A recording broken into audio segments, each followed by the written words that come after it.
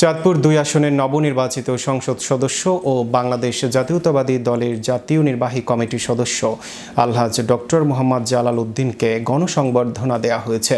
রোববার সকাল ১১টা থেকে মতলব উত্তর উপজেলার লধুয়া গ্রামে তার নিজ বাসভবনে মতলব উত্তর উপজেলা বিএনপি ও সহযোগী অঙ্গ সংগঠন, শিক্ষক ও পেশাজীবী সংগঠনের নেতৃবৃন্দ ফুলেল শুভেচ্ছা জানান।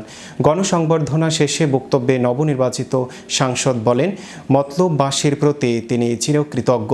জনগণের ভালোবাসা ও আস্থাকে তিনি দায়িত্ব হিসেবে দেখেন এবং সেই আস্থার প্রতিদান দিতে সবার সহযোগিতায় একটি আধুনিক ও সুন্দর মতলব গড়ে তুলতে চান।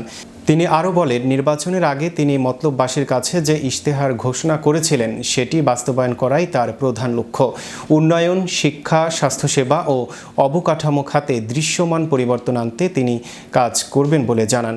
এ সময় তিনি দলের নেতৃত্বের কথা উল্লেখ করে বলেন, বাংলাদেশের প্রধানমন্ত্রী তারেক রহমানের নেতৃত্বে দেশ গঠনে দল ঐক্যবদ্ধভাবে কাজ করছে এবং জনগণের প্রত্যাশা পূরণে সবাইকে ঐক্যবদ্ধ থাকার আহ্বান জানান।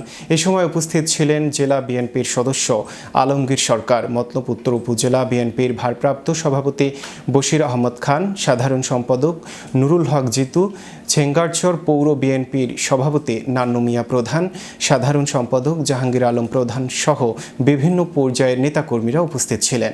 মতলবের মানুষের কাজ করতে চাই। আমাকে সারা বাংলাদেশের জনগণ আমাকে ভোট দেয় নাই।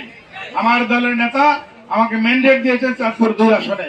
সুতরাং আপনাদের দায়িত্ব পালন করা এটা আমার অপরিহার্য।